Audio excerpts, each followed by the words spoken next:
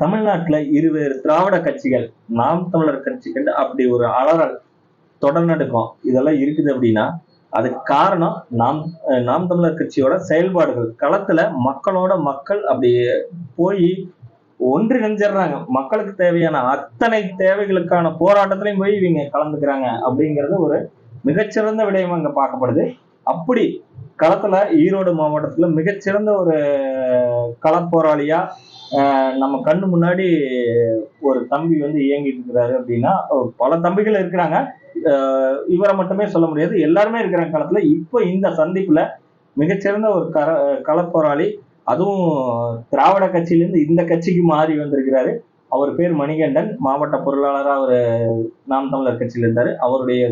அவருடனான ஒரு சந்திப்பு தான் இந்த காணொலி. உயிர்மொழி வலையொலிக்காக நான் உங்களுடன் வசந்தகுமார். வாங்க காணொலிக்குள்ள போவோம். அவரை பற்றிய விடயங்களில் நாம் தமிழர் கட்சியை பற்றிய அனுபவங்களை நம்ம பகிர்ந்துக்க போறோம்.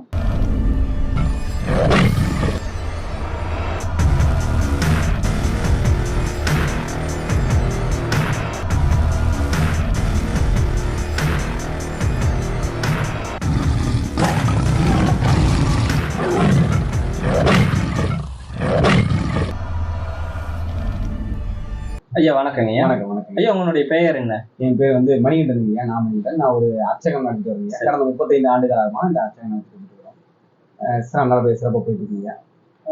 இப்ப நீங்க இந்த கட்சி நாம் தமிழர் கட்சியை நான் தேர்ந்தெடுக்கிறேன் அப்படின்னா எதுக்காக இந்த கட்சி தேர்ந்தெடுத்தீங்க? என்ன ஒரு தேவை உங்களுக்கு? ஐயா, இப்போ ஒரு சாதாரண மனிதனா பேசுவாங்க, நீங்க கட்சி பார்த்து பேசுவாங்க. இப்ப கடந்த 50 ஆண்டு 60 ஆண்டு காலமா பாத்தீங்கன்னா தமிழ்நாட்டை ஆண்ட கட்சிகள் பார்த்தீங்கன்னா இரண்டே கட்சிகள் தான். ஒன்று வந்து திராவிட முன்னேற்றம், ஒன்று அண்ணா திராவிட முன்னேற்றம். இந்த இரண்டு கட்சிகளும் செஞ்சு ஒரு பாமர மக்கள் இன்னுமே பாமர மக்களாக தான் இருக்கான். ஒரு ஏழை இன்னுமே ஏழையாத்தான். 60 ஆண்டு காலமா ஒரு ஆட்சி நடந்தும் அந்த ஆட்சியினோட வெளிப்பாடு என்னவா இருக்குன்னா, ஒரு மக்கள் அவரோட பொருளாதாரத்திலையும் அவரோட சுயசார்பின்மையும் அவரோட வாழ்வியலையும் அவன் முன்னேற்றம் அடைஞ்சிருக்கணும். சரிங்க. இப்ப இந்த நாம் தமிழர் கட்சி வர்றதுக்கு முன்னாடி நீங்க வேற ஏதாவது கட்சியில இருந்தீங்க? நான் திராவிட முன்னேற்ற கழகத்துல இருந்தேன். அப்ப ஏன் அதுல இருந்தப்போ அதனுடைய அனுபவம் எப்படி இருந்தது? ஐயா, திராவிட முன்னேற்ற கழகத்துல இருந்த அனுபவத்துக்கு நான் மாற்றதுக்கான எனக்கு வந்து நான் அந்த கட்சியில இருந்து நான் வந்து நாம் தமிழர் கட்சியை விரும்பி வந்ததுக்கான காரணம் என்னன்னு பாத்தீங்கன்னா, எனக்கு வந்து ஒரு சமயத்துல வந்து புழுதி தேவைப்படுத்துங்க. அதாவது புழுதின்றது ரத்தம் தேவைப்படுது. அப்போ வந்து பாத்தீங்கன்னா நான் எனக்கு ரொம்ப சூழ்நிலை, அதாவது 8 ஆண்டுகளுக்கு முன்னாடி சொல்லிட்டேன். அப்போ வந்து எனக்கு வந்து ஒரு அவசர தேவைன்ற போது இந்த நாம் தமிழர் கட்சி குறிக்குறை பாசனை சார்பாக தான் எனக்கு வந்து ரத்த உதவி செஞ்சாங்க.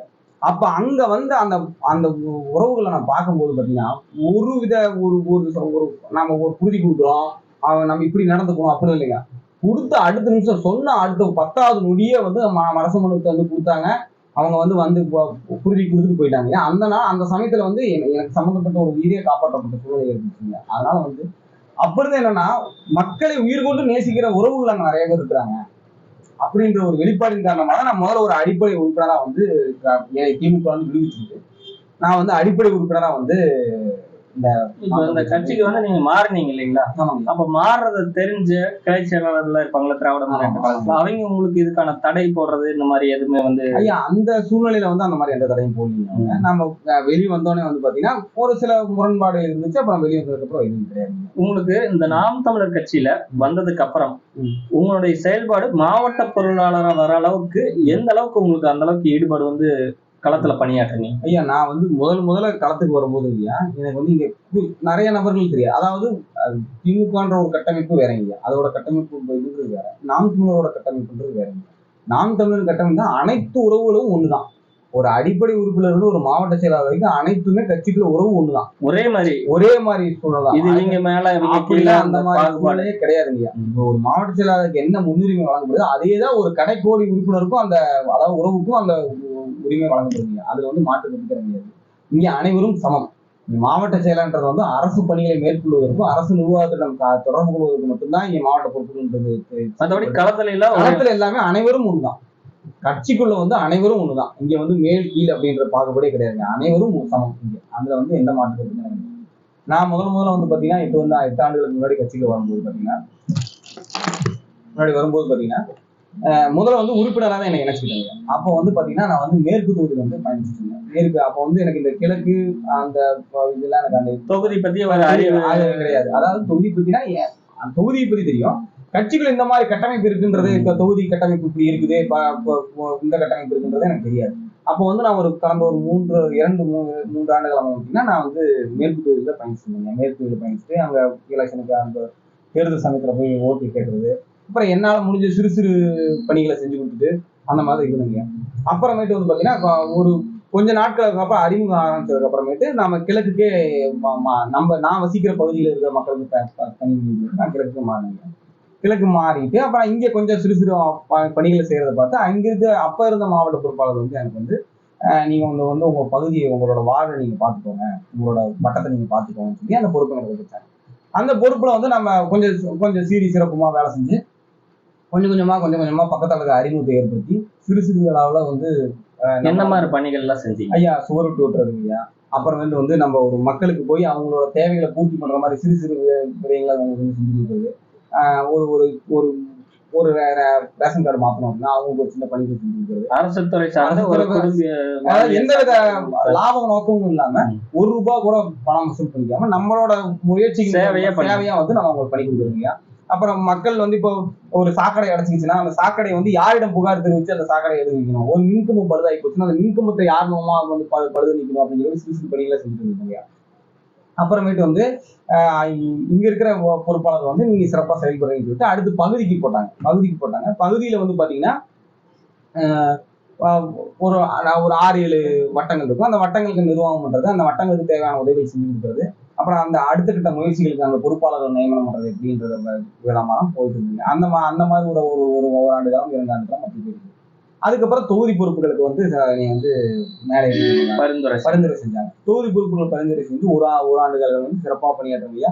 அப்போ வந்து மாநாடு, பொதுக்கூட்டம், அனைத்து விதமான செயல்பாடுகளும் வந்து சிறப்பாக செஞ்சுருந்தேன். பொருளாதாரம் வந்து அந்த பணியை செஞ்சுட்டதுனால இங்க இருக்கிற பொறுப்பாளர்கள் வந்து என்னை வந்து மாவட்ட பொருளாதாரத்துக்கு பரிந்துரை செஞ்சு கடந்த 1.5 ஆண்டு காலமாக நான் மாவட்ட பொருளாதாரம். உங்களுடைய செயல்பாடுகளை வந்து ஒரு தொகுதி பொறுப்பாளராம ஒரு மாவட்ட பொருளாளராம நான் பார்த்திருக்கிறேன். இப்போ ஒரு மாவட்ட பொருளாளரா இருந்து அண்ணன் வந்து ஈரோடு வந்தப்ப அவருக்கு தேவையான விடயங்களை செஞ்சு கொடுக்கறது, பொதுக்கூட்டத்துக்கு தேவையான விடயங்களை அவரு மனது வந்து மகிழ்ச்சி அடைகிற மாதிரி ஒரு வேலைகள், பொருளாதார தேவைகளை பூர்த்தி செய்யறது, அதெல்லாமே பாத்தீங்கன்னா எல்லாத்தையும் அழைச்சு ஒருங்கிணைப்பு செய்யறது, எல்லா வேலையும் சிறந்த முறையில செஞ்சீங்க. அதுல உங்களுக்கு நான் கேட்கறது என்னன்னா, ஒரு கட்சிக்குள்ள இருக்கக்கூடிய உறவுகள்கிட்ட உங்களுக்கு அந்த நெருக்கம் எப்படி இருந்தது, அந்த பொருளாதார தேவைகளை பூர்த்தி செய்யறதுக்கு உங்களுடைய வேலைகள் எவ்வளவு தூரம் உங்களுடைய தனிப்பட்ட பொருளாதாரம் இழந்திருப்பீங்க களத்துல வேலை செய்யறப்ப, இதெல்லாம் உங்களுக்கு எப்படி அந்த அனுபவம் இல்லை, அதை பத்தி சொல்லுங்க. ஐயா, இப்ப இந்த அதாவது பாத்தீங்கன்னா இங்க பெரிய பொருளாதார இழப்புன்றது பாத்தீங்கன்னா வந்து ஒரு மாநாடு, பொதுக்கூட்டன்ற போதுதாங்க ஐயா நமக்கு. அதான் நம்ம நாம் தமிழர் கட்சியில பொறுத்த வரைக்கும் பாத்தீங்கன்னா நம்ம போய் யாரிடமும் போய் நிதி உதவியா கேட்டு இது வரைக்கும் வாங்கி ஒரு பொதுக்கூட்டம் நடத்துறது கிடையாது. நம்மளோட உறவுகள் அவங்களோட சம்பாத்தியத்துல ஒரு 500, 100, 200 அவங்களோட முடிஞ்ச தகுதிக்கு சொன்ன மாதிரி கொஞ்சம் கொஞ்சமா கொடுத்து அதை குருவி சேர்க்கிற மாதிரி சேர்த்துதான் நம்ம ஒவ்வொரு நிகழ்வு செஞ்சுட்டு இருக்கீங்க. இதுல வந்து பாத்தீங்கன்னா நம்ம மாவட்ட பொறுப்பாளரான வந்து மாவட்ட செயலாளர், மாவட்ட தலைவர், இந்த மாதிரி இப்போ நீங்க ஈரோடு மாவட்டத்துல பாத்தீங்கன்னா மொத்தம் வந்து 12 நபர்கள் இருக்காங்க மாவட்ட பொறுப்பு. அவங்க மாவட்ட பொறுப்பாளர் 12 நபருமே சிறப்பா செஞ்சாங்க. இங்க நடைபெற்ற பொதுக்கூட்டத்தின் போதுல எங்க மாவட்ட செயலாளர் அனுகுமார், அப்புறம் தாண்டவமூர்த்தி, தினேஷ்குமார், இவங்கெல்லாம் பாத்தீங்கன்னா மிகவும் சிறப்பா வந்து அவங்களோட பணியை செஞ்சாங்க. அவங்களும் அவங்களோட பொருளாதார இழப்புகளை வந்து கொஞ்சம் சந்திச்சாங்க. அப்புறம் அந்த இழப்புகள் என்னன்னா நம்மளோட நோக்கமே வந்து ஒரு இனத்தின் விடுதலை. உங்களுக்கு இந்த பொருளாதாரம் இல்லைங்கய்யா, இது வந்து பொருளாதார இழப்பு நம்ம ஒரு இனத்துக்காக போராடுறோம். இன்னைக்கு இல்லைனாலும் நாளைக்கு அதை சம்பாதிச்சுட்டாங்க, அது பிரச்சனையே கிடையாதுங்க. அதாவது என்னன்னா நம்மளோட மக்களோட விடுதலையை நம்ம வாங்கி கொடுக்கணும். நம்ம தமிழ் இனம் வந்து ஆமா அறியாமையை வந்து எப்படியாவது மாற்றி அவங்களோட சிறந்த தமிழினமா வாழ வைக்கணும். அதாவது பெருமை கொண்ட தமிழினமா அவங்களை வாழ வைக்கணும். இதுதான் எங்களோட முன்னோட நோக்கமே. இதுக்காக எந்த இழப்புகள் வந்தாலும் அவங்க செஞ்சு தயாரா. சரிங்க, இப்போ வந்து கட்சியில மாநாடு நடக்குதுங்கிறாங்க. அதாவது மாநாடு, பொதுக்கூட்டம், மாவீரர் நாள், இந்த மாதிரி நிகழ்வுகள்லாம் நடக்குது. பலதரப்பட்ட மக்கள்கிட்ட நான் கேட்டிருக்கிறேன். ஒரு திராவிட முன்னேற்ற கழகமா இருக்கட்டும், அல்லது அண்ணா திராவிட முன்னேற்ற கழகமா இருக்கட்டும், வேற எந்த ஒரு இதா இருக்கட்டும், காசு 200 ரூபா, அப்ப பெண்களுக்கு சேலை தருவாங்க, கோட்டர், பிரியாணி எல்லாமே விளையாடும் இல்லைங்களா, பார்த்துருக்கிறீங்க. ஆனா இந்த கூட்டம் எப்படிப்பட்ட கூட்டமா இருக்குது? ஐயா, நான் முதல்ல கட்சியில இணைந்த போது மே 18 ஒரு நிகழ்வு நடந்துச்சு. அப்போ வந்து எனக்கு இதை பத்தி ஒரு இனப்படுகொலை நாள், அதாவது மே 18 இனப்படுகொலை நடந்தது. அப்போ வந்து பாத்தீங்கன்னா இந்த கட்டமைப்பை பத்தி எனக்கு எதுவுமே தெரியாது. அந்த ஏதோ கட்சி கட்சி இருக்கு நம்ம கட்சி இருக்கு, சேர்ந்துக்கலாம். ஆமா அப்படின்ற ஒரு இந்த மைண்ட்ல தான் இருந்தேன். அப்ப நம்ம உள்ள வந்துட்டு அந்த மாநாட்டுக்குள்ள போயிட்டு அப்படியே எனக்கு புல் எடுத்துருச்சு. என்னாச்சுங்க? அதாவது அவங்க அந்த சுடர் ஏற்றும் போது ஆகட்டும், கொடி ஏற்றும் போது ஆகட்டும், அங்க இருக்க உறவுகளோட ஒரு உணர்வு, உணர்வு ஒழுக்க கட்டுப்பாடு. கட்டுப்பாடு. ஐயா நீங்க போனப்ப ஒரு மாநாட்டு திரள்ல ஒரு 20-30 பேர் இருப்பாங்க, சரிங்களா? ஒரு குப்பையை கூட கீழே பார்க்க முடியல. ஓ, அந்த அளவுக்கு அந்த அளவுக்கு சுத்தமா இருக்குது. அதே மாதிரி மாநாடு முடிஞ்சோடனே எல்லாரும் அவங்க இருக்கைகளை எடுத்து வச்சுட்டு போறதாகட்டும், ஒரு தெளிவான கட்டமைப்பு. அதான் எந்த ஒரு ஒரு கட்டுப்பாட்டின் கீழே கிடையாது. ஒருத்தர் வந்து நின்றுட்டு நீங்க அந்த சேர் எடுத்து வைங்க, அந்த சேர், அந்த மாதிரி யாருமே சொல்றது செய்வாங்க. அவங்களா தற்சார்பு கீழே ஒரு குப்பை கடை, அந்த குப்பையை எடுத்துக்கொண்டே குப்பை தொட்டில போடுவது, அவர்கள் உட்கார்ந்து அவங்கள நாற்காலியை எடுத்து அடுக்கி வைக்கிறது. அந்த பகுதிகள் இருந்து அந்த பகுதிகள் ஆரம்பிக்கும் போது எப்படி இருந்ததோ நிறைவு பெறும்போது அதே மாதிரி இருக்கு. ஒரு இடத்துல கூட ஒரு சிறுநீர் கழிக்க கூட சிறுநீர் அந்த கேபின் இருக்கு பாத்தீங்கன்னா, அந்த கேபின் வந்து 20 கேபின் இருக்குன்னு வச்சுக்கோங்க. அந்த 20 கேபின் ஆள் இருக்காங்க. இப்ப நம்ம சாதாரண ஒரு ஒரு தனியான ஒரு பகுதியில போய் நம்ம சிறுநீர் கழிச்சுட்டு வந்துடும். ஆனா இங்க பாத்தீங்கன்னா அந்த 20 பெட்டிகளையும் நிறைஞ்சிருந்தாலும் 100 பேர் இருந்தாலும் சரி, அந்த சிறுநீர் பெட்டி தான் யார் வெளியே வராங்களோ அடுத்ததுதான் அவங்க உள்ளே போறாங்க. யார் ஒரு வெளி சுற்றுச்சூழல் அசுத்தப்படுத்தக்கூடாது, தனக்குள்ளே கட்டுப்பாடு. அதாவது சிறிய குழந்தைகள் வந்து வயது 3 வரைக்கும் இந்த கட்டுப்பாடம் மிக அருமையா. நீங்க குழந்தைன்னு சொல்றப்பதான் எனக்கு ஞாபகம் வருது. அங்க வந்து குடும்பமா வர்றதா கேள்விப்பட்டேன் அரசியலுக்கு. ஒரு சில பக்கம் பாத்தீங்கன்னா ஆண்கள், பெரிய பெண்கள் இவங்க மட்டும் தான் வருவாங்க. ஆனா குடும்பமாவே ஒரு குழந்தையெல்லாம் கூட்டிட்டு வரக்கூடிய கண்கொள்ளா காட்சி எல்லாம் இருக்குதுங்க. நான் வந்து முதல் முறை போறப்ப இந்த அளவுக்கு வந்து மக்கள் வந்து பேரெழுச்சியா வருவாங்க. நான் என்ன நினைச்சேன்னா, நம்ம ஒரு கட்சிக்குள்ள போயிருக்கிறோம், அந்த கட்சியோட கட்டமைப்பு எப்படி இருக்குன்னு தெரியாது, அந்த கொள்கை எவ்வளவு கூட்டமா எவ்வளவு தெரியாது, ஒரு கொள்கைன்னு என்னன்னு தெரியாது, ஒரு உணர்வுன்னு என்னன்னு தெரியாது. ஆனா வந்து நம்ம கட்சி உள்ள வந்த ஒருத்தருக்கு உள்ள வெளியிருந்து பார்க்கும்போது ஒரு கட்சியே தெரியும். ஆனா நீங்க அதே ஒரு உள்ளுக்குள்ள வந்துருக்கீங்க, அது ஒரு மிகப்பெரிய உணர்வாளர்கள் இருக்கிற குடும்பம். அந்த குடும்பத்துல வந்து பாத்தீங்கன்னு வச்சுக்கோங்க, நம்மள ஏரியாவே நம்ம அவங்க போய் நினைச்சு. இதுல பெண்கள் பாதுகாப்பெல்லாம் எப்படி இருக்கீங்க ஐயா? அதாவது எப்படி சொல்றேன்னா, அந்த காந்தி ஒரு இரவு என்னைக்கு ஒருத்தர் 12 மணிக்கு அனைத்து நிலையிலையும் போட்டு போறாங்க, அன்னைக்குதான் சுதந்திரம். அந்த சுதந்திரத்தை வந்து நீங்க நாம் தமிழர் கட்சி மாநாடாகட்டும், பொதுக்கூட்டமாகட்டும், ஒரு சின்ன ஒரு நெகம் கூட அந்த அளவுக்கு அந்த ஒரு அரணாக இருப்பாங்க நம்மளோட உறவுகள். அதுல வந்து எந்த ஒரு மாற்று கட்சி ஐயா.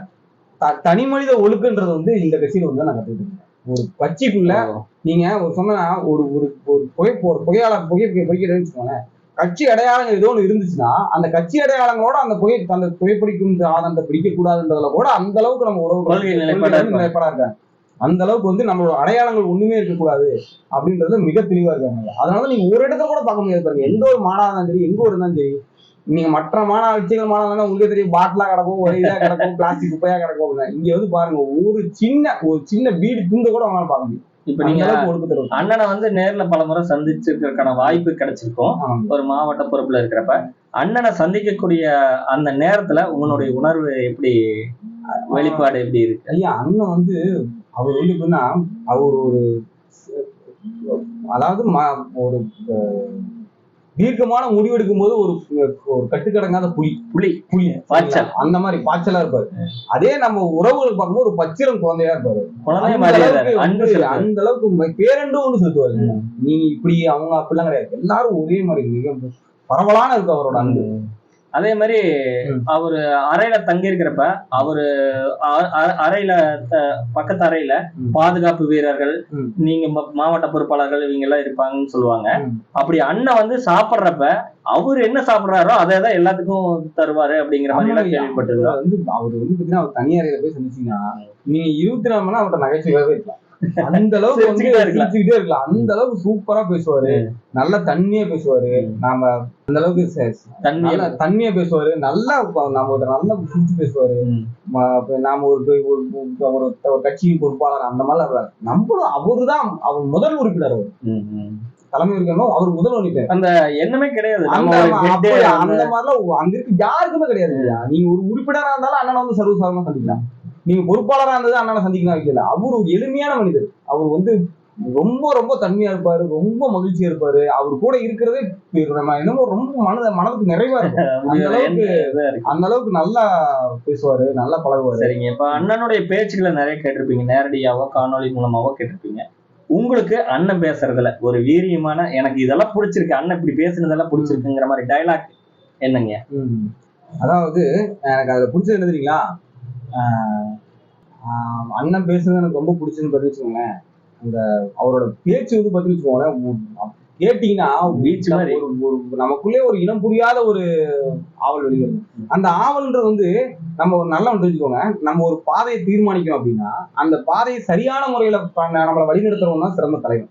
எங்க அண்ணன் வந்து அந்த மாதிரி தான். நீங்க ஒரு இளைஞர்கள் இருக்காங்கன்னா அந்த இளைஞர்களோட தனி கட்டுப்பாடுன்னு ஒன்று இருக்கு பாருங்க. அந்த இவ்வளவு பெரிய கட்சி, நீங்க ஒரு 31 லட்சம் வாக்காளர்கள் கொண்ட கட்சி பாத்தீங்கன்னா ஒரு சீர்மிகு கட்டமைப்பு. நீங்க ஒவ்வொருத்தருக்கும் போய் தனியா எடுத்து இப்ப நானே ஒருத்தர் புதுசா இணைஞ்சு வந்தவன் தான். என்னையவே இந்த அளவுக்கு அந்த கட்சி மாத்திருக்கு, ஒரு ஒழுக்கமான மனிதனா மாத்திருக்கு அப்படின்னா இந்த கட்சி ஆட்சி அமைச்சுன்னா எத்தனை ஒழுக்கமான குழந்தைகளை உருவாக்கும் நீங்க யோசிச்சு பாருங்க. அதுதான் எங்களோட கருத்து.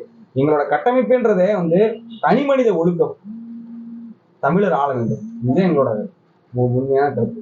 தமிழர் ஆளணும், அதுக்கு அனைவரும் ஒன்று கூடணும். அனைவரும் ஒன்று கூடுதல் சாங்கள் சற்று முன்னேறிக்கிறோம், அவ்வளவுதான். தமிழர்கள் சற்று முன்னேறிக்கிறோம், அவ்வளவுதான்.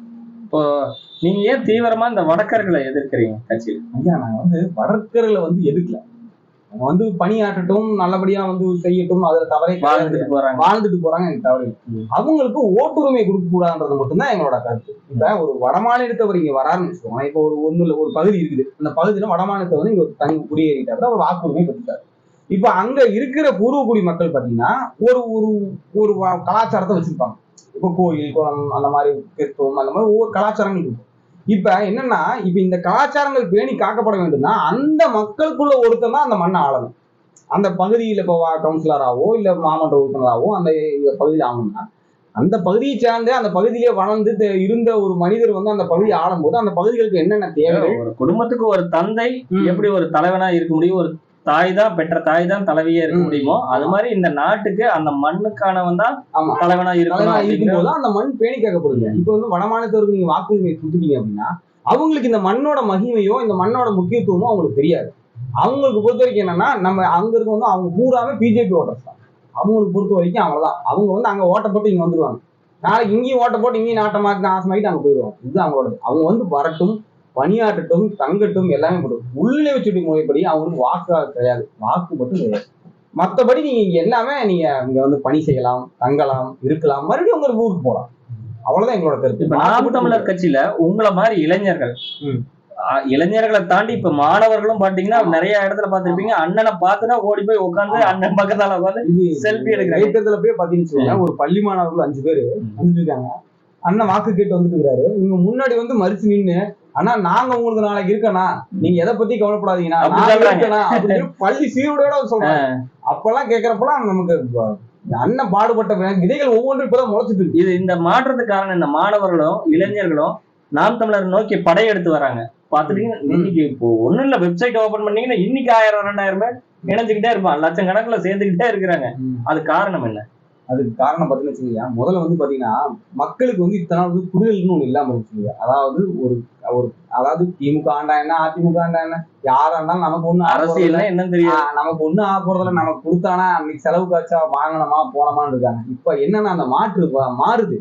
ஏன் அப்படின்னா அரசியல் என்பது அனைத்து வாழ்வியலுக்கும் அது அரசியல் தான் முக்கியம். இப்போ ஒரு பொருள் இருக்கு, அந்த பொருள் 10 ரூபாய்க்கு விலை நிர்ணயம் பண்றதும் 100 ரூபாய் விலை நிர்ணயம் பண்றதும் அரசாங்கம் தான். அந்த 100 ரூபாய் எதனால நிர்ணயம் பண்றாங்க, 10 ரூபாய் எதனால நிர்ணயம் பண்றாங்கன்றது மக்கள் புரிஞ்சுக்க வேண்டிய விஷயம். அதை புரிஞ்சுக்கிட்டு சிந்திச்சு வாக்களிச்சனாலே மிகப்பெரிய மாற்றம். அதனாலதான் இந்த இளைஞர்கள் மாற்றத்தை விரும்பி ஒடியாறாங்க இல்லைங்களா? இப்போ அப்படி வர இளைஞர்களை அண்ணன் வந்து ஏதோ பொது மேடையில எல்லாம் வந்து ஆடு மாடு மேய்ங்கன்னு சொல்றாங்க, படிக்க வயதுக்குடா போறேன் ஆடு மாடு மேய் அப்படின்னு சொல்றாங்க, கிண்டல் பண்ணிட்டு இருக்காங்க. நம்ம இந்திய பொருளாதாரத்திலேயே மாற்று ஏற்றுமதியில தான் உங்களுக்கு 70% பொருளாதாரம் இருக்கு. அது உங்களுக்கே தெரிஞ்ச விஷயம் எல்லாமே. இப்ப சீனாவெல்லாம் பாத்தீங்கன்னா மாடு சாப்பிடக்கூடாதுங்கிறாங்களே. ஏன் மாடு சாப்பிடக்கூடாதுன்னா, மாடு மிகப்பெரிய ஒரு புரதமிக்க இறைச்சி இல்லையா? அதை வந்து நம்ம அதாவது அதை வேற எந்த ரூபத்துல நீங்க அதை பயன்படுத்துங்க சொல்லுங்க. மாடுன்றது அது ஒரு இறைச்சி வகையை சார்ந்ததுதான். அதுவும் இறைச்சியா சாப்பிடறதா, மாடு சாப்பிடறதா இது அளவுக்கு அதிகமான புரதச்சத்து கிடைக்குதுன்னு சொல்லி மருத்துவத்தில் இருக்கு. ஓகேங்களா? ரெண்டாவது பாத்தீங்கன்னா சைனா, ஜப்பான் அந்த மாதிரி தெற்காசி நாடுகளை பாத்தீங்கன்னா இந்த மாடு ஆடு வளர்க்கறதே பாத்துன்னு அவன் நீட்டா பேண்ட் சட்டை போட்டுக்கிட்டு ஒரு கம்ப்யூட்டர் பண்ணையா இருக்கும். அதுக்கு வந்து தீவனம் போடுறதுக்கு தனியா ஒரு மிஷின் இருக்குது, அந்த மிஷின் வந்து தீவனம் போடுது. இவனுக்கோட பணி என்னன்னா அதை வந்து நீட்டா பராமரிச்சு அதோட ஒரு நாட்களுக்கு எவ்வளவு தீனி சாப்பிடுது, அதை வந்து ஆரோக்கியமா பாத்துக்கிறது, இதுதான் பணி. ஆடு மாடு வளர்க்கணும் மக்கள் நினைச்சானா ஆடை வந்து ஒரு குச்சி எடுத்துட்டு தலையில ஒரு தொப்பி போட்டு படிக்கலன்னா போட மேக்கப் போட அப்படிங்கிற மாதிரி அந்த மாதிரி நினைக்கிறாங்க. இன்னைக்கு ஒரு சாதாரணமா எடுத்துக்கோங்க. இன்னைக்கு வந்து பாத்தீங்கன்னா ஒரு ஆட்டு இறைச்சியோட 800 ரூபாய். அந்த ஆடு எங்க இருந்து வருதுன்னு தெரியுமா? ஆடு முழுக்க நமக்கு வரப்போற ஆடு எல்லாமே ஆந்திரால இருந்து வர ஆடு. அப்ப தமிழ்நாட்டுல இல்ல, தமிழ்நாட்டுல தொழில் அழிஞ்சு போச்சு. அந்த அளவுக்கு வளர்ப்பு கிடையாது, வளர்ப்பு தொழில் அழிஞ்சு போச்சு. அங்க தமிழ்நாட்டுல வந்து நம்ம தமிழ்நாட்டை பூர்த்தி செய்யற அளவு கூட ஆட்டு. இங்க கோழி இறைச்சி அதிகமா வந்து பாத்தீங்கன்னா கேரளாவில இருந்து வரதான் எல்லாமே கோழி இறைச்சி ஆகட்டும் எல்லாமே பாத்தீங்கன்னா வெளியில. நம்ம ஏன் அப்படின்னா நீங்க இங்க வளர்த்தீங்கன்னா தானே நீங்க உங்களாம் சேல் பண்ண முடியும். எல்லாம் தற்சார்பு தொழில் விட்டு வெளியே போயிருது. எல்லாம் வேலைக்கு போய் சேர்ந்துக்கலாம். வேலைக்கு போய் சேர்ந்துட்டா போதும், 30,000 சம்பளம் வாங்கினா போதும், நம்ம அந்த மாசம் நம்ம ஓட்டிக்கலாம். அண்ணன் சொல்லுவார்ல, சாஃப்ட்வேர் கம்பெனிக்கு போனாலும் சாப்பிட்டுதான் வேலைக்கு போறோம், லைட்ல போனாலும் லேண்டுக்கு வந்தது சாப்பிடலாம். நீ 5G 6G 7G எந்த ஜி கஞ்சி தான் முக்கியம். விவசாயி போடுற கஞ்சி தான் முக்கியம். அதனால வந்து மக்கள் வந்து என்னன்னா இதெல்லாம் வந்து இது ஒரு தொழிலுங்கய்யா. தொழில என்ன வளர்ச்சி அடையக்கூடிய தொழில். இங்க வந்து நம்ம வந்து இந்த அந்த தற்சார்பு பொருளாதாரன்ற நீங்க சூழ்நிலையை வந்து நீங்க ஏற்படுத்தி, அதாவது தமிழ்நாட்டுக்கு தேவையான பொருட்களை தமிழ்நாட்டுக்குள்ள வந்து உற்பத்தி பண்ணி நீங்க கொடுக்கும்போதுதான் அதோட விலை உயர்வும் உங்களுக்கு கம்மியா இருக்கும், பொருளாதாரமும் இருக்கும், இங்க உள்ள மக்களே வளர்ச்சி பெறுவாங்க. அதுதான் வந்து தற்சார்பு பொருளாதார கட்டமைப்போட முழு பலமே. அதாவது நமக்கு தேவையான பொருட்களை நாமளே உற்பத்தி பண்ணி நாமளே நுகர்வோரா மாறுறதுதான் தற்சார்பு பொருளாதாரம் முக்கியத்துவம். அப்படி பண்ணும்போது என்ன ஆகும்னா, இப்ப நீங்க வந்து ஒரு ஒரு ஒரு ஆடு வளர்த்துறாரு, அந்த ஆடு வளர்த்துறாரு, அந்த ஆடை வாங்குறது யாருன்னா அந்த ஊர் கறிக்கடைக்காரரே வாங்குவார். சரிங்களா? அந்த கறிக்கடையில இருந்த நுகர்வோர் யாருன்னு பார்த்தா அந்த ஊருக்காரே நுகர்வோர் வாங்குவார். அப்ப என்ன ஆகும்னா அந்த பணமாகப்பட்டது பொருளாதாரம் அந்த ஊருக்குள்ளேயே இருக்குன்னு வச்சுக்கோங்க. அந்த ஊருக்குள்ளேயே உங்களுக்கு சுத்திட்டு இருக்கும். அப்ப என்ன ஆகும்னா இந்த ஆடு வைக்கிறவர் இன்னும் 10 ஆடு சேர்த்து வாங்குவாங்க, இந்த கறிக்கடை விற்கிறவர் இன்னும் 10 ஆடு சேர்த்து வைப்பாங்க, இங்க நுகர்வோர் இன்னும் 10 ஆடு நுகர்வார். அப்ப என்ன ஆகும்னா உங்களுக்கு பொருளாதாரம் அங்க உள்ளுக்குள்ளேயும் உங்க ஊருக்குள்ளேயும் பொருளாதார முன்னேற்றம் பெறும். அதே மாதிரி அந்த நுகர்வோருக்கும் கம்மியான விலையில பொருள் கிடைக்கும். இதுதான் வந்து தற்சார்பு பொருளாதாரம். இப்ப வந்து நீங்க வந்து 8 வருடம் இந்த கட்சியில பயணிச்சிருக்கீங்க. நீங்க ஆரம்ப காலகட்டத்துல வந்ததுக்கும் இன்னைக்கு கட்சியில இன்னைக்கு இந்த நொடியில இருக்கிறதுக்கும் கட்சியோட வளர்ச்சியை நீங்க எப்படி பாக்குறீங்க? ஐயா அபரிவிதமான வளர்ச்சி இல்லையா. அதாவது நாம அரசு அலுவலகங்களுக்கே போகணும் இல்லையா. இப்ப நாம ஒரு நாம் தமிழர் கட்சியிலிருந்து வந்துருக்குன்னு சொன்னாலே அவங்க வாயிலிருந்து வர வாக்குன்னு தெரியுங்களா, உண்மையா இருக்கீங்க. உங்க மேல ஒரு துளி சொல்றாங்கய்யா. நாங்க தாசில்தார் ஆஃபீஸ்க்கு போயிருந்தோம். அங்க போனப்போ அவங்க என்ன சொன்னாங்கன்னா, உங்க கட்சி சிறப்பா செயல்படுது. ஏன்னா அவங்க ஒரு அரசு ஊழியர்கள், அவங்க அதிகமான விஷயத்த நம்ம சொல்ல முடியாது, அவங்களோட கருத்துக்கள் பற்றி தான் சொல்லுவாங்க. அவங்க என்ன சொல்றாங்கன்னா, நீங்க வந்து சிறப்பா செயல்படுறீங்க, இதே நிலையில போனீங்கன்னா உங்களுக்கு நல்ல எதிர்காலம் இருக்கு. ஏன் கூட்டணி வச்சுக்க மாட்டேங்கிறீங்க? ஐயா கூட்டணி இப்ப சொல்ல வேண்டாங்கய்யா. ஐயா எங்களோட தலைவர் வந்து பாத்தீங்கன்னா மேதகுவே பிரபாகரன் ஐயா, அவர்தான் தேசிய தலைவர். அவர்தான் தமிழ் தேசிய தலைவர், அவர்தான். இப்ப நாங்க வந்து கூட்டணியில ஒருத்தர் போறோம், அவங்க கூட்டணி வந்து வச்சுக்கோம். நாங்க தலைவர் பிரபாகரன் வாழ்வுன்னு சொல்லுவோம். சரிங்களா? அவங்க அதை ஏற்றுக்கொள்வாங்க. எங்களோட பாதை தமிழ் தேசிய பாதை. சரிங்களா? எங்க தமிழ் தேசிய பாதை, அவங்களோட திராவிட பாதை. தமிழ் தேசிய கொள்கையை ஏத்துக்க மாட்டாங்க. ஏன்னா எங்களுக்கு வந்து அனைத்து உயிரினமான அரசியல். எங்களுக்கு வந்து இந்த கட்சி அந்த கட்சி எங்களுக்கு வந்து அனைத்து உயிரினமான அரசியல். எல்லா உயிர்களுக்கும் சிறு எறும்புல இருந்து அனைத்து விதமான உயிரினமான அரசியல். அண்ணா அடிக்கடி கூட சொல்லுவாரு, காக்கா சத்தா நீ செத்துருவிடா அப்படின்னு. எப்படி வந்து தெரியாது உயிரினங்கள் அழிஞ்சதுன்னா எப்படி வாழுங்க? இப்ப மரமெல்லாம் இப்ப மரத்தை எல்லாம் நட்டது எல்லாமே காக்கை குருவிகள் குஞ்சுகள் தான் எல்லாம். ஆமா. இப்ப மலை காடுகள் உருவாக்கப்படுறது பாத்தீங்கன்னா காக்கையினால, குருவி, சிறு சிறு விலங்குகள்னாலதான் அந்த வனமே பாதுகாக்கப்படுது, உருவாக்கப்பட்ட தனி மனிதனால உருவாக்க முடியாது. நீங்க தனி 60-70 ஆண்டுகளா இருக்காங்க, ஒரு காட்டையாவது உருவாக்கிருக்காங்கன்னு சொல்லுங்க, அழிச்சிருக்காங்கன்னு சொல்லுங்க. அது நிறைய காட்டை அழிச்சிருக்காங்க, மலையை அழிச்சு வச்சிருக்காங்க, அது வேற பிரச்சனை. ஒரு காடாவது உருவாக்கப்பட்டது சொல்லுங்க. அதாவது பறவைகள் விலங்குகள்னால இயற்கை உருவாக்கப்படுது, நம்ம மனிதர்கள் அதையெல்லாம் அழிச்சுட்டே இருக்கு, அதையும் சேர்த்து அழிச்சு. ஆமா. அதாவது ஒவ்வொரு வினைக்கு உண்டான எதிர்வினை உண்டுங்கய்யா. இயற்கையை நீங்க ஒரு பொருளை அழிச்சீங்கன்னா இயற்கை தன்னைத்தானே சமன்படுத்தி கொள்ளும். அதுல எந்த மாற்றத்தை எனக்கு அதுதான் இப்ப நிகழ்த்து வருது. இயற்கை வந்து அதோட வெளிப்புறத்தை நம்ம எதையுமே சேதப்படுத்தாத வரைக்கும் அது நம்ம எதையுமே சேதப்படுத்தாது. நாம அதை சேதப்படுத்த ஆரம்பிச்சோம்னா அது தன்னைத்தானே சரி பண்ணும். அந்த மாதிரிதான். அதனால வந்து மக்கள் வந்து முடிஞ்ச வரைக்கும் பாத்தீங்கன்னா இந்த நெகிழி பிளாஸ்டிக் பைகளை தவிருங்க. அதனால ஏற்படக்கூடிய விளைவுகள் இன்னும் ஒரு 50 ஆண்டு காலம் நீங்க பாத்தீங்கன்னா பின்னாடி வரும் குழந்தைகளுக்கு உணவு பற்றாக்குறை எல்லா விதமான நோய்களுக்குமான காரணமா அது மாறிடும். இப்பயே பாத்தீங்கன்னா உங்களுக்கு மண்ணில் வந்து பாத்தீங்கன்னா 13% பிளாஸ்டிக் பொருட்கள் கலந்துருக்காத ஒரு ஆய்வு. அப்படி நீங்க இப்போ 13% நாளைக்கு 40% 50% உயிர்ப்புள்ளி மண்ணே உயிர்ப்புள்ளியே மாறிடும்.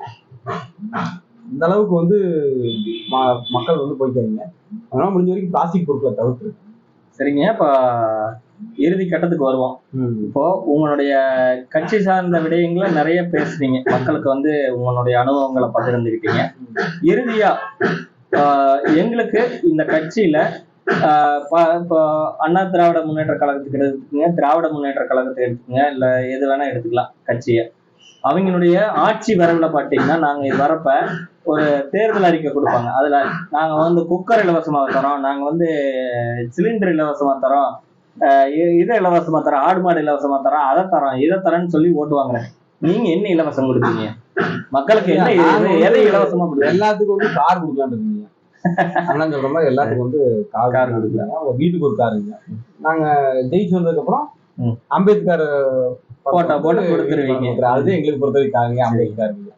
அதாவது இலவசங்கள்ன்றது வந்து ஏன் நம்ம ஒரு பொருள் எது வந்து இலவசமா இருக்கணும், மக்களுக்கு தேவையான இலவசம் எதுவா இருக்கணும்? இலவசத்தோட சொல்ல பாருங்க. இலவசன்றது வந்து பாத்தீங்கன்னா நம்மளோட உழைப்புல இருந்து வரதுதான் இலவசம்.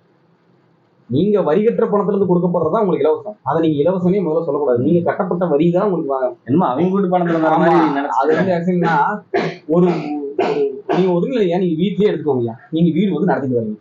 இப்ப நீங்க என்ன பண்றீங்கன்னா உங்க வருமானம் வந்து ஒரு 10,000 ரூபாய் சம்பாதிக்கிறீங்கன்னா நீங்க 8,000 ரூபாய் செலவு பண்றீங்க. செலவு பண்ணா மீதி 2,000 ரூபாய் நீங்க சேமிச்சு வச்சீங்கன்னா பிற்காலத்துக்கு அது உங்களுக்கு உதவியா இருக்கும்.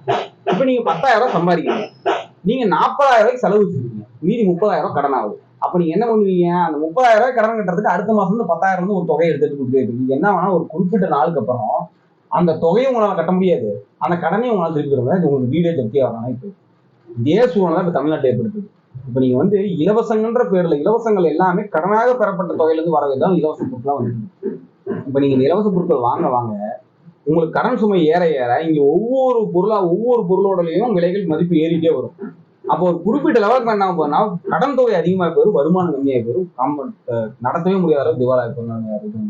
ரெண்டாவது மக்கள் வந்து ஒண்ணு புரிஞ்சுக்கணும், ஒரு பொருளை நம்மளால சம்பாதிச்சு கண்டிப்பா வாங்கி முடியும். அது சிறு குடும்பமா இருந்தாலும் சரி, பெரிய குடும்பமா இருந்தாலும் சரி. நாம 10 ரூபாய் சம்பாதிச்சா அந்த 10 ரூபாய்க்கு உண்டான பொருள் நம்மளால வாங்க முடியும். நமக்கு முக்கியமான தேவை என்ன தெரியுங்களா? மனிதனுக்கு வந்து இலவசமா கிடைக்க வேண்டிய பொருட்கள் ஒரு 3 பொருட்கள். ஒண்ணு வந்து சுகாதாரம், சிறந்த சுகாதாரம் இருக்கும். நீங்க வந்து உங்களை சுத்தி இருக்க பொருள் அனைத்து சுத்தமா இருந்தா நீங்க தானா சுத்தமா இருக்கீங்க. ஒண்ணு. ரெண்டாவது மருத்துவம்ன்றது வந்து மிக உன்னதமான சேவை. அந்த சேவை வந்து இப்ப பொருளா நிதின்ற மாறிடுச்சு. ஓகேங்களா? அது விட்டுருங்க. அரசு ஒரு அரசு அதிகாரியா ஒரு எம்எல்ஏ ஆகட்டும், மினிஸ்டர் ஆகட்டும், ஒரு எம்பி ஆகட்டும், ஒரு பிரைம் மினிஸ்டர் ஆகட்டும், யாரா இருந்தாலும் ஒரு அரசு மருத்துவமனையில வந்து ஒரு சிகிச்சை எடுத்துக்கிறாங்க. நீங்க சொல்லுங்க, ஒருத்தர் கூட அதை கிடையாது. எல்லாமே தனியார் அரசை நிறுவக்கூடிய அரசாங்க ஊழியர்களே அரசு மருத்துவமனை மேல நம்பிக்கை இல்லைன்னா ஒரு சாதாரண பாமர மக்கள் அவங்க மேல. அதனால அரசு உயர்தர சிகிச்சையா இருக்கும். அங்க போனா ஒரு என்ன சொல்றேன்னா ஒரு பெரிய மல்டி ஸ்பெஷாலிட்டி ஹாஸ்பிட்டல்ல போனா என்ன சிகிச்சை கிடைக்குமோ அந்த தரமான சிகிச்சை வந்து அனைவருக்கும் இலவசமான முறையில அரசு மருத்துவமனையில கிடைக்கும். இது உண்டு. அப்புறமேட்டு கல்வி வந்து ஒரு மனித குலத்தினோட மேம்பாட்டுக்கே உதவக்கூடிய பொருள் வந்து கல்விதான். கல்வி வந்து மிக மிக மிக முக்கியம். அதனால வந்து கல்வியை வந்து ஒருத்தர் வந்து சிறந்து விளங்கிட்டான் அப்படின்னா அவனுக்கு ஏனைய செல்வங்களும் அவனுக்கு திறன்பட கிடைக்கும்ன்றது என்னோட நம்பிக்கை. இப்ப இது எல்லாமே நீங்க வந்து உங்க கட்சியில வந்து இலவசமா கொடுக்குங்க? ஆமாங்க. அது சாத்தியங்களா? கட்டாயம் சாத்தியங்களா? சாத்தியங்களா அது பொருள் எதுவுமே கிடையாது. எங்கயா வீட்டுக்கு வாஷிங் மிஷின் கொடுக்குறேன், ஜென்ரேட்டர் கொடுக்குறேன், இதை கொடுக்குறேன், அதை கொடுக்குறேன்னு சொல்லும்போது நாம ஒரு குடும்பத்துல வாழ்வியல எடுத்துட்டீங்கன்னா மிகப்பெரிய பொருளாதார அழிவே பார்த்துட்டீங்கன்னா கல்வியும் மருத்துவத்திலையும் தான் அதிகமா இருக்குது. அப்ப இதை வந்து நிலைநாட்டக்கூடிய ஒரு அரசியல் மாற்றத்தை உருவாக்கணும், ஒரு ஆட்சி மாற்றத்தை உருவாக்கணும், ஒரு புரட்சி அரசியல் புரட்சி உருவாக்கணும்னா நாம் தமிழருக்கு வாக்களிக்கணும்னு நீங்க சொல்ல வரீங்க. அப்ப நாம் தமிழருக்கு வாக்களிக்கணும்னா எந்த சின்னத்துல வாக்களிக்கணும்? ஏன்னா மக்களுக்கு சின்னத்தை பத்தி என்ன தெரியல. அப்போ எந்த மாதிரி சின்னத்துல வாக்களிக்கணும்? நாம் தமிழர் கட்சியின் சின்னம் மக்களின் சின்னம், விவசாய சின்னம். அந்த சின்னத்துக்கு உங்களோட பொன்னான வாக்குகளை கொடுங்க. கண்டிப்பா நீங்க எதிர்பார்க்கிற உங்களது வாழ்வியலுக்கான அமைப்பை நாம் தமிழர் கட்சி கட்டாயம் நிறைவேற்றுங்க. அதுக்கு எங்க அண்ணனும் மேதகு பிரபாகரன் தலைவர் அவர்களும் கண்டிப்பா உங்களுக்கு அவங்களோட ஆசையின்படி கட்டாயம் நடக்கும். மக்கள் அதனால வந்து சிறப்புங்கய்யா. உங்களுடைய நேர்காணல்ல வந்து பல தகவல்ல பகிர்ந்துட்டீங்க. உங்களை உடப்பாறதுல அடுத்த நேர்காணல்ல வேற மாதிரி இன்னும் நிறைய கேள்விகள் வச்சிருக்கிறோம், அதை கேட்போம். அதே மாதிரி உங்களுக்கு ஒரு உதவியா நாம் தமிழர் கட்சி சார்பு உங்க அச்சகம் வச்சிருக்கிறீங்க இல்லைங்களா, நாம் தமிழர் கட்சி உறவுகளுக்கு என்ன மாதிரி ஒரு சேவைகள் வந்து பண்ணி தரீங்க உங்க அச்சகத்து சார்பா அப்படிங்கறத மக்களுக்கு தெரிவிச்சாங்க. ஐயா நான் வந்து லக்ஷணா வரைகலையம் அப்படின்னு ஒரு அச்சகம். லக்ஷணா அச்சகம், லக்ஷணா வரைகலையகம், அதாவது இங்கிலீஷ்ல சொல்லணும் லக்ஷணா கிராபிக்ஸ் அப்படின்னு ஒரு நிறுவனம் நடத்தி அச்சகம். இந்த நிறுவனத்துல பாத்தீங்கன்னா நெகிழி அப்படின்ற பிளக்ஸ் பிரிண்டிங், அப்புறமேட்டு பதாகை, அப்புறம் வந்து ஆஃப்செட் பிரிண்டிங், அதாவது நம்ம திருமண அழைப்பு, நோட்டீஸ், அதாவது பலகலர். இப்ப கட்சி சார்ந்து வடிவமைப்புல வந்து நிறைய பேர் இப்போ அழைப்புதல் தயாரிக்கிறாங்க, அது எல்லாமே கட்சி சார்பான, அதாவது நம்ம நாம் தமிழர் கட்சி உறவு இருக்கு. நம்மளால முடிந்த அளவுக்கு என்னால எவ்வளவு தூரம் பொருளாதார உதவிகள் அவங்க, அதாவது ஒரு மார்க்கெட்ல வந்து ஒரு 50 ரூபாய்க்கு விற்கிற பொருள் நம்மளால நம்ம உறவுகள்ன்ற போது ஒரு 40 ரூபாய்க்கு கட்சி சார்பான பொருட்களுக்கு நான் சொல்றேன். கட்சி சார்பாக ஒரு நிகழ்வு எடுக்கிறாங்க, ஒரு குண்டரிக்கை தேவைப்படுது, ஒரு 10,000 குண்டரிக்கை எடுக்கிறாங்கன்னா வெளியில வந்து ஒரு 4,000 ரூபாய் ஆகுதுன்னா நம்ம ஒரு 3,200 ரூபாய் 3,500 அந்த அளவுக்கு அவங்களுக்கு விலை குறையும். அதே மாதிரி சுவரொட்டி அடிச்சு தரீங்க. சுவரொட்டி எல்லா விதமான அளவுகளிலும் பல வண்ண, அதாவது மல்டி கலர்லயும் இருக்காங்க, அவங்களுக்கு ஒரு கலர்லயும் பண்ணிட்டு எல்லாமே பண்ணிட்டு இருக்காங்க. அது பேசல. அப்புறம் கேலண்டர், மாத கேலண்டர், இந்த மாதிரி வந்து மாத கேலண்டர் வந்து இந்த மாதிரி கட்சி சார்ந்த உறவுகள் வந்து அவங்கள கூட விரும்பி கேட்கறாங்க. விரும்பி கேட்கறாங்க. இந்த மாதிரி இப்ப தமிழ்நாடு ஃபுல்லா அனைத்து பகுதிகளுக்கு நாங்க அனுப்பிச்சுட்டு இருக்கோம். மிகவும் குறைவான விலையில தான் பண்ணி கொடுத்துருக்கோம். 100 பிரதிகள் இருந்து 1000 பிரதிகள் 5000 பிரதிகள் வந்து மாத கேலண்டர் பண்ணி கொடுத்து போறோம். எல்லாமே அவங்களுக்கு அதாவது மாதிரி குடில் நம்ம உறுப்பினர் சேர்க்கை முகாம் போற குடில்கள் நாங்க வடிவமைச்சு அது வந்து நிறைய பகுதிகள் செஞ்சிருக்கீங்க. அப்புறம் வந்து பேட்ஜ், அப்புறம் இந்த போன் பின்பக்கம் ஓட்டக்கூடிய இந்த வில்லைகள், இந்த மாதிரி வந்து நிறைய என்ன தேவைகளோ அந்த தேவைக்கு தகுந்த மாதிரி கொடிகள், தோரணம் எல்லாமே பண்ணிக்கிறோம். எல்லாமே அடிப்படை தேவை எல்லாமே கட்சி பணிகளுக்கான அனைத்திலும் குறைந்த விலையில் நாங்க செஞ்சு மற்ற பகுதியோட உங்களுக்கு குறைவா இருக்கு. இப்ப உங்களை தொடர்பு கொள்ளணும்னா எப்படி? ஐயா எனது வந்து கைபேசி சொல்றேன் 95 97 21 43 99. அதே மாதிரி மெயில் ஐடி ஐயா srilakshanaggraphics@gmail.com. சரி, உங்களுடைய தகவலை வந்து டிஸ்கிரிப்ஷன்ல போட்டுடலாம். எல்லாரும் என்ன பண்றீங்கன்னா அந்த டிஸ்கிரிப்ஷன் தேவைப்படுறவங்க அந்த டிஸ்கிரிப்ஷன் பார்த்து கீழே மெயில் ஐடி, அவருடைய பகிர் எண், தொடர்பு எண் எல்லாமே போட்டுறோம். நீங்க நம்ம கட்சி சார்ந்து எந்த ஒரு அச்சகனுடைய அச்சு தேவையா இருந்தாலும் ஐயாவை வந்து தொடர்பு கொள்ளலாம். இப்போ யாருக்கோ போகக்கூடிய மாற்று பொருளாதாரம் நம்ம கட்சி உறவுக்கு போறப்ப அவருடைய வாழ்வியலும் சிறப்பும், அதே சமயம் நம்ம உங்களுக்கும் பாத்தீங்கன்னா மற்ற பகுதியை விட விலை குறைவான ஒரு நிறைவான சேவையா கிடைக்கும். எந்த தொகுதி எந்த மாவட்டமா இருந்தாலும் இப்ப வந்து குடிகள் பாத்தீங்கன்னா தமிழ்நாடு ஃபுல்லா நிறைய பக்கம் கொடுத்துருக்கீங்க, வாங்கிட்டு இருக்காங்க. அதே மாதிரி இந்த சென்ற ஆண்டு கொஞ்சம் கேலண்டர் வந்து நம்ம கொஞ்சம் இது பண்ணீங்க, இந்த ஆண்டு கொஞ்சம் பரவாயில்லைங்க. நல்ல நாள்காட்டியோட இது நல்லா குறைஞ்ச விலையில பெரிய சைஸுங்க, நல்லா திக்கான பொருட்களாங்க, நல்ல தரமான பொருட்களா போட்டு நிறைவான முறையில செஞ்சு கொடுத்துருக்கீங்க. அதாங்க இப்ப எந்த தொகுதி எந்த மாவட்டம் எந்த பகுதியா இருந்தாலும் நீங்க வந்து பார்சல் வந்து அனுப்பிச்சு விட்டுருவீங்க, அவங்க இடத்துக்கே கொண்டு போய் சென்று. சரிங்க, மிக்க மகிழ்ச்சிங்க, நன்றிங்க. உங்க தொழில் சிறக்க வாழ்த்துக்கள், தொடர்ந்து உங்க கட்சி பணிகள் சிறக்கட்டும். நன்றிங்க.